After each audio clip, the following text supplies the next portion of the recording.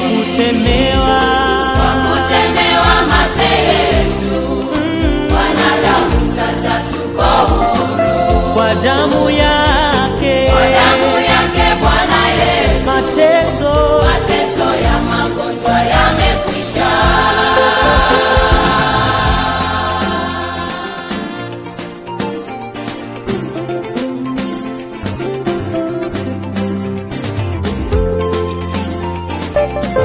Nilipomkiri Yesu Kristo kwa maisha yangu, Yesu Kristo alisamehe dhambi zangu, Yesu Kristo aliniponya na yale madhambi yote ambayo adui Shetani alikuwa ameyapanga katikati yangu. Maana alikuwa hataki nimalize shule, alikuwa hataki nifanikiwe. Na maana jioni ya leo nina ujasiri wa kuhubiri habari za Yesu. Nina ujasiri wa kukwambia ya kwamba hizo njia ulizochagua sio sahihi, ndio sahihi katika maisha yako. Mwamini Bwana Yesu Kristo, yeye afanyike kuwa Bwana na Mwokozi wa maisha yako, kwa maana utakuwa salama.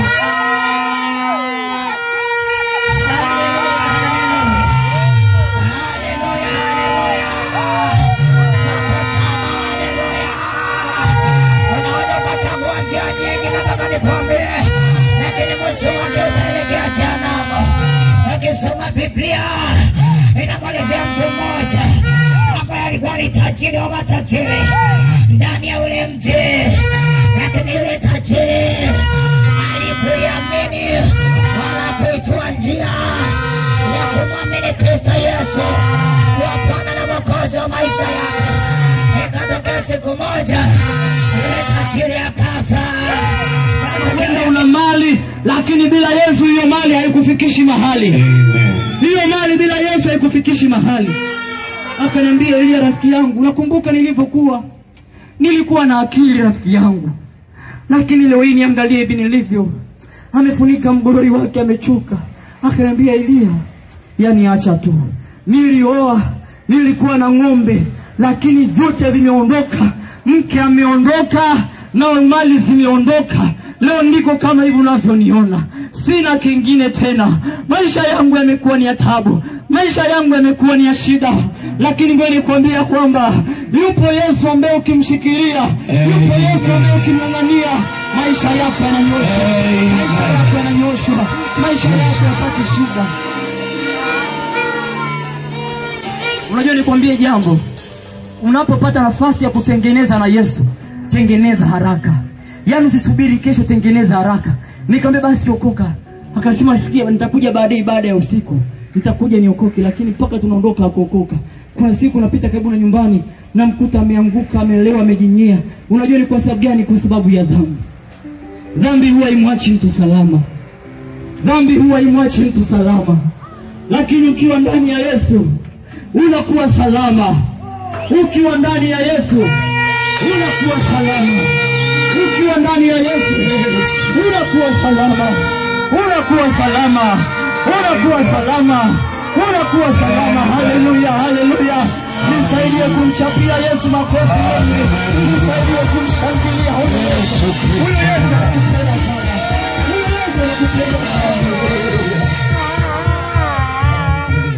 Nikupe wa mwisho, hapo tufikie mwisho.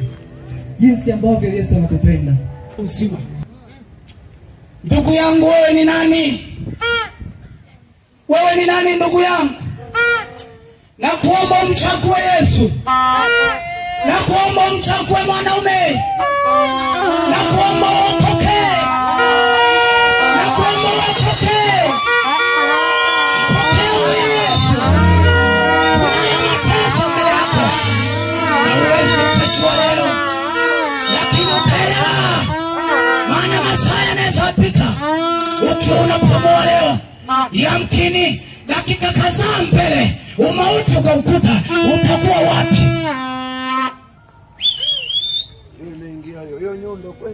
Yesu anaponya na achagui dini ulio nayo.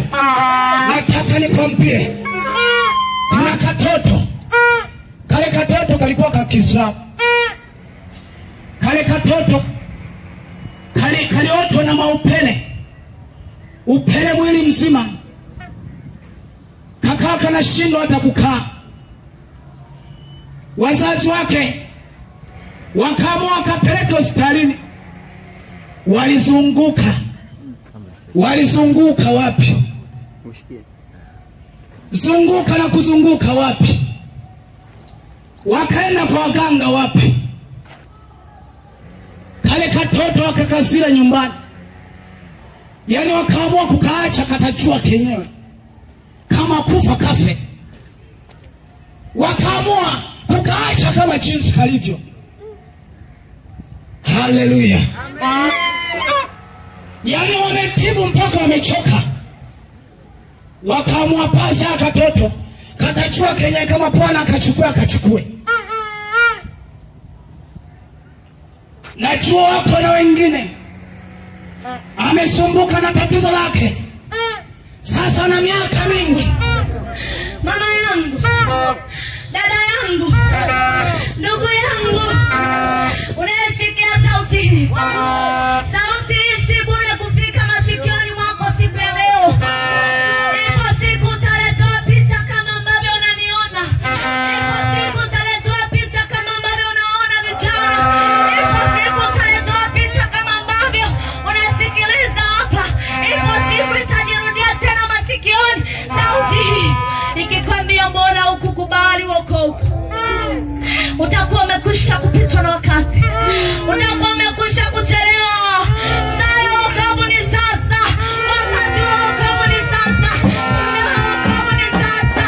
Duniani hauna muda mrefu. Duniani hauna maisha marefu. Okoka leo, mpe Yesu maisha yako. Okoka leo, mkabidhi Yesu maisha yako. Wachawi, waganga, sikiliza popote ninaposikia niwaambie. Huyu mwanaume tunapomtaja hata kuzimu anatetemeka. Huyu Yesu tunapomtaja hata kuzimu anatetemeka. Wanatamani simba, wanatamani moto, wanatamani moto. Ndio maana tunasema, ndio maana tunamtangaza kwa ujasiri. Wewe mchawi si kitu mbele ya Yesu. Wewe mganga si kitu mbele ya Yesu. Yesu ni mwanaume, ni jemedari, ni mwana. Lakini nikikumbuka dhambi nilizotenda, nakosa ujasiri.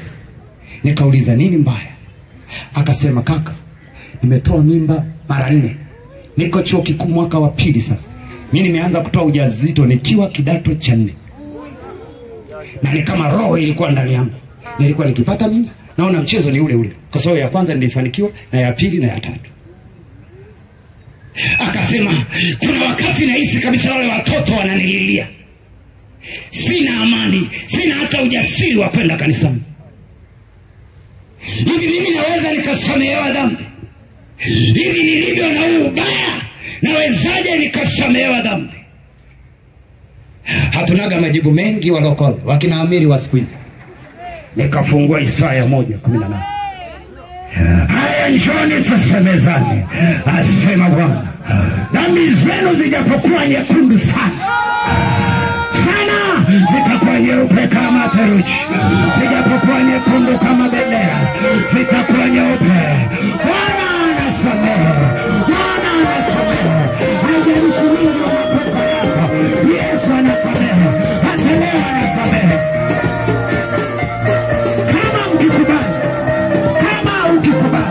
Nikamwambia dada, kama ukikubali, pamoja na hayo yote utakula mema ya nchi. Ndivyo neno linasema, ndivyo Yesu anasema. Haleluya, haleluya. Biblia inasema kama mashariki ilivyo mbali na magharibi, ndivyo alivyoweka mbali dhambi zetu. Unaweza ukawa unasogea unakuja mahali hapa. Nataka kuomba na watu wote. Na leo ndani yangu najisikia kuomba. Msikia sema, harusia shetani itafanikia jehanamu. Anawatafuta watu, anamtafuta mama mmoja hapa. Ninapohubiri maneno haya, anaweka ushito moyoni mwake. Yesu, ikomoi roho Bwana, iro Yesu Baba. Yesu hapo ulipo, mshike mkono jirani yako. Mshike mkono jirani yako. Shika mkono jirani yako. Shika mkono jirani yako. Simama kwa miguu yako. Robo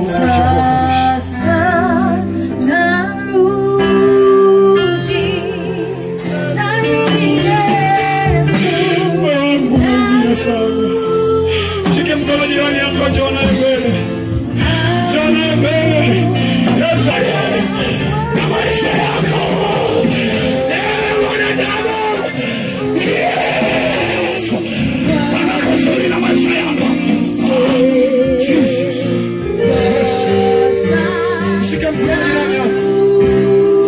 Inaona vijana kule nyuma kule,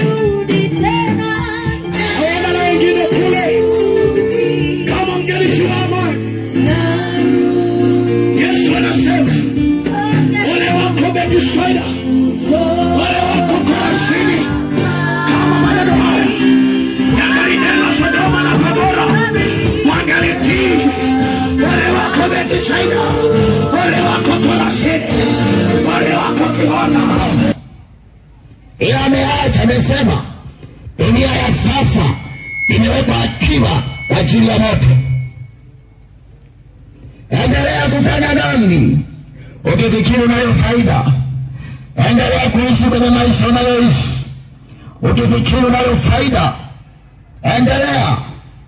Lakini ole wako, ole meneno kwako, ole mepewa kwako. Ndio ulimwengu tuliye nao leo. Wanadamu wanazini na wanaingia kanisani. Wengine ni viongozi wa makanisa, ni wazinzi, wanasimama madhabahuni ili mradi tu wamepewa vyeo. Wanakaa madhabahuni wamepewa vyeo. Wengine ni viongozi wako, wakati mwingine wewe ndiye kiongozi kabisa. Kumbuka hata aliyempeleka yule mwanamke kwa Yesu, Biblia inasema tangu mkubwa wao hata wa mwisho walishtakiwa dhamiri zao. Walijiona wenye haki, walijiona wanafaa kwa sababu ya vyeo walivyokuwa navyo, kwa sababu ya jinsi walivyokubalika. Mungu hatazami kilichokubalika kwa wanadamu. Biblia inaniambia hivi, kilichotukuka kwa wanadamu kwa Mungu ni machukizo. Hata kama mtu angeinuliwa vipi, hata kama ungepewa heshima, lakini kama una Yesu ni machukizo mbele za Mungu. Hufai hata kuishi. Ni afadhali ungelitoka kingali bado uko hai, kingali bado unapumua, ukaacha njia yako mbaya, ukaacha maisha yako unayoishi, maisha ya machukizo, maisha yanayoleta fedheha, maisha yanayoleta shida, maisha mabaya ya dhambi. Ungeligeuka ukayaacha, Mungu angekugeukia. Mpe Yesu maisha yako. Badilika mama, badilika kijana. Maisha unayoishi hata kusaidia, maisha unayoishi hata kusaidia inakupeleka pabaya. Njoo kwa Bwana Yesu apate kupumzisha. Ukimpa Yesu maisha yako atakubadilisha. Utakuwa kiumbe kipya, utaitwa mtoto wa Mungu au utaitwa mwana wa Mungu. Utaenda kupata ufufuo ulio mzuri. Njoo kwa Yesu. Kwa nini uteseke? Kwa nini uteseke? Maisha yako ni magumu, maisha yako ni ya wasiwasi. Una amani hata siku moja? Pamoja na ile ulizonazo una amani hata siku moja? Wengine wanatembea na majini, wengine wamefuga majini 20 yanawasumbua. Maisha yao yote yanawasumbua. Wamefuga majini kama ng'ombe. Kuna raha gani? Kwa wachawi kuna raha gani? Kwa shetani kuna raha gani? Biashara yako umechukua kwa mapepo, haina hata raha yoyote. Kwanza umepewa masharti kibao. Hakuna raha. Kuna raha kukaa kwa Yesu, kuna furaha kukaa kwa Yesu. Njoo kwa Bwana Yesu kutoleai upate pumziko la milele. Na kuletea habari njema za wokovu, habari zitakazokupa pumziko la maisha yako. Habari hizi kwa sasa hivi ni mara chache sana kuzisikia. Siku hizi tumekuwa na ubiri wa uongo wengi tu, tumekuwa na wakusanyaji hela wengi tu, Tungekuja hapa na mafuta tukaanza kuuza kila mafuta sio shilingi ngapi, watu wangejipanga mstari hapa, Morogoro nzima wangekuja, kwa sababu watu wanapenda kudanganywa. Ukiweka tu udanganyifu kadogo unapata watu wengi. Unajua watu wanapenda uweke vitu kama udongo, uchukue keki, uchukue siku tugani mwambie tuko, kwa sababu wanakumbuka kwa waganga wa kienyeji wanapoenda kule wanapewa vitu fulani. Kwa hiyo huko kanisani ukitaka upate wateja, wewe njoo na mafuta, njoo na maji, njoo na mchanga.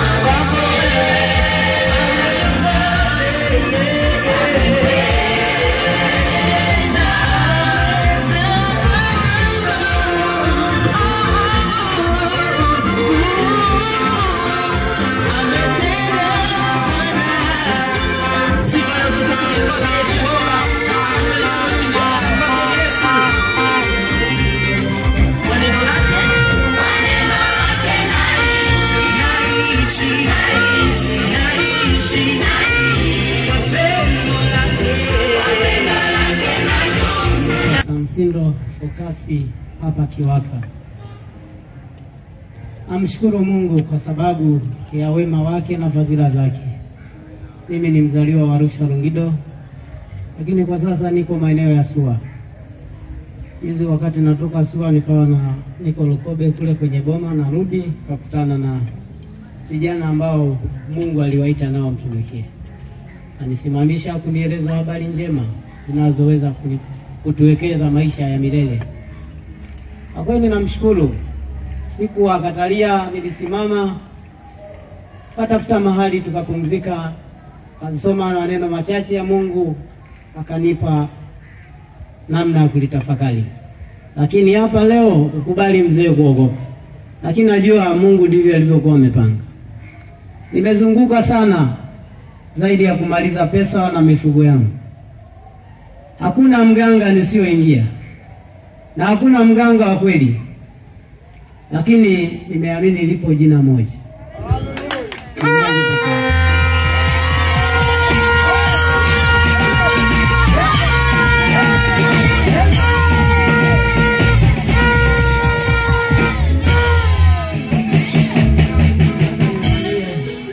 Ndugu zangu au wamama, hakuna njia nyepesi iliyo salama ni kuwa na Yesu. Tangatanga utatangatanga, hutoweza kupata kimvuli. Ukitaka kimvuli kilicho salama, kimbilia kwa Yesu.